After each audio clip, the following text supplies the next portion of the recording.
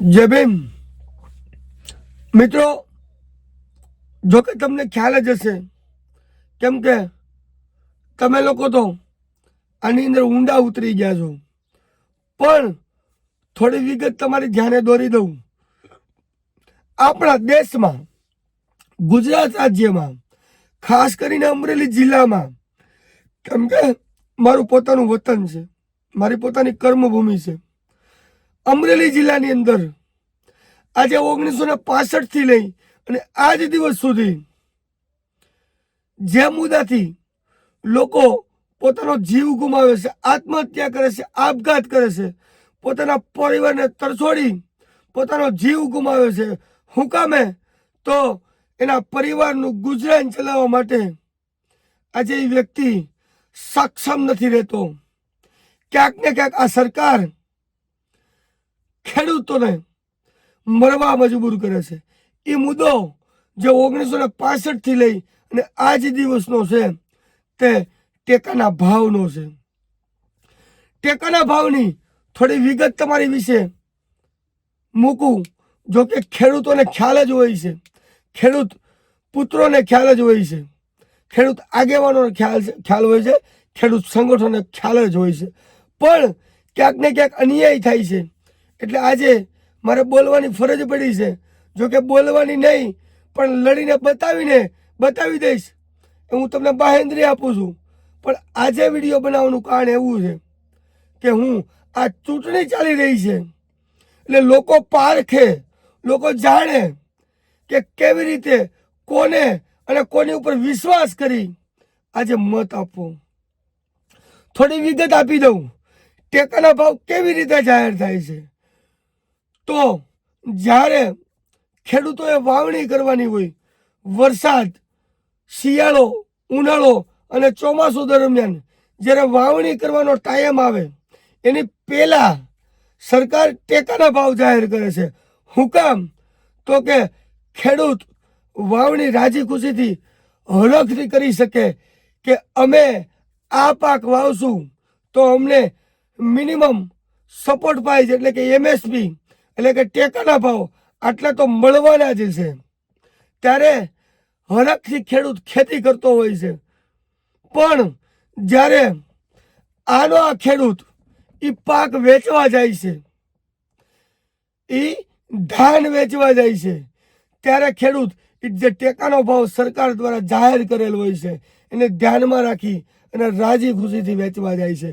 પણ યાર્ડની અંદર જ્યારે મોટી મોટી ટ્રેક્ટરની લાઈન થઈ જાય છે, રિક્ષાઓની લાઈન થઈ જાય છે, સનેડાઓની લાઈન થઈ જાય છે, ત્યારે આ બની બેઠેલા જે વેપારીઓ છે, જે સરકાર તરફથી ખરીદવા આવે છે, સરકાર તરફથી તો નહીં પણ પોતાની પ્રાઇવેટ કંપનીઓ લઈને ખરીદવા આવે છે, ત્યારે એ આ ખેડૂતોની જે પાક વાવ્યો છે, જેની પરસેવાની કમાણી છે, જે 3-4 મહિના પોતાના આખા પરિવારે મહેનત કરી અને જે પાક લીધો છે એ પાકનો અંદર બેઠા બેઠા સોદા કરતા હોય છે।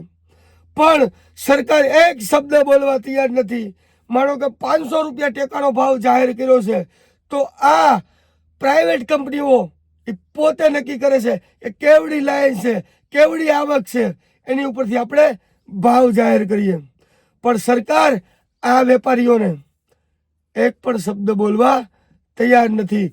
ખેડૂતોના લોહી ચૂસવામાં આવે છે, ખેડૂતોની જિંદગી ચૂસવામાં આવે છે, છતાં સરકાર બોલવા તૈયાર નથી। હકીકતમાં એમએસપી એટલે કે ટેકાના ભાવની નીતિ કેવી હોય છે, નિયમો કેવા હોય છે તો કે પ્રથમ સરકાર જાહેર કરે છે, પછી ગવર્મેન્ટ આ ભાવ નક્કી કરે છે, પછી ખેડૂત વાવણી કરે છે અને છેલ્લે જ્યારે વેચવા જાય ત્યારે એ ટેકાનો ભાવ સરકારે ખેડૂતને ચૂકવવો પડતો હોય છે। પણ ક્યાંક ને ક્યાંક નહીં પણ ઘણી જગ્યાએ આ ટેકાનો ભાવ ખરી અર્થમાં ખેડૂતોને મળતો નથી।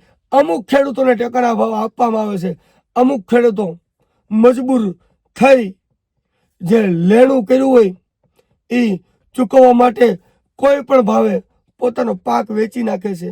તો હું ઘણી જગ્યાએ અમારા પ્રચાર માટે ગયો, કેમ કે હાલ જે અમરેલી જિલ્લા પંચાયતની ચૂંટણી ચાલી રહી છે એની અંદર હું પણ બહુજન સમાજ પાર્ટી તરફથી મોટા આંકડિયા 2 ઉપરથી ચૂંટણી લડી રહ્યો છું. ત્યારે જ્યારે લોકો પાસે હું મત લેવા ગયો, એટલે કે સ્વાભિમાનથી કૂતરાની જેમ માગવા તો નહીં જ, કેમ કે કૂતરાની જેમ માગી ફોલાવી ફૂસલાવી અને મત લઈ પછી મારે લોકોના લોહી ચૂસવા નથી. મારે લોકોની સાથે અન્યાય થતો હોય અને એ મારી નજરની આંખે થયો હોય અને મારી સામે આવ્યો હોય, એ બેઠા બેઠા મારે જોવો નથી. એટલે મારા ચૂંટણી પ્રચારમાં હું ગયો ત્યારે ઘણા લોકોએ ફરિયાદો કરી છે કે નરેશભાઈ, સરકાર ટેકાના ભાવ જાહેર કરે છે પણ અમને ખેડૂતોને મળતા નથી, અમારે મજબૂરીવશ થઈ અને અમારે પાકનો છૂટકે વેચી દેવો પડે છે. તો આવું કેમ? કોઈક તો અમારી પડખે ઊભા રહી અમારી સાથે ખંભો મિલાવી અને અમારો જે પ્રાણ પ્રશ્ન છે, જેના કારણે અમારા ખેડૂતો જીવ ગુમાવે છે, આ પ્રશ્ન બાબત એક શબ્દ તો બોલો. પણ જ્યાં હું ગયો છું તે ખેડૂતોને હું બાહેંધરી આપીને આવ્યો છું કે મારી ચૂંટણી પૂરી થાય અને હું સમય લઈ અને ખેડૂતો માટે જો બને તો હું આંદોલન પણ કરીશ. પણ આ ખેડૂતોના માટે સરકારને રજૂઆત કરીશ કે તમે ખેડૂતોને ટેકાના ભાવ કાયદેસર આપો અને MSPનો કાયદો બનાવી આપો, જેથી કરી ખેડૂતોને એક સુરક્ષા પૂરી પડી રહે. જે દેશનો આ ખેડૂત તાત છે, આ દેશની અંદર ખાદ્ય સુરક્ષા પૂરી પાડવાની જેની જવાબદારી છે અને જે પાડે પણ છે, તે વ્યક્તિ સાથે, તે ખેડૂત સાથે અન્યાય થાય છે એ બિલકુલ ચલાવી લેવામાં ના આવે. તો આ ચૂંટણી પૂરી થાય અને જેટલા પણ ખેડૂત લોકો મને સહકાર આપી અને આ મુદ્દા ઉપર MSP કાયદો બનાવવા માંગતા હોય તો મને સહકાર આપે. હકીકતમાં સરકારે MSP કાયદો બનાવવો પડે, પણ સરકાર MSP કાયદો હું કામ નથી બનાવતી?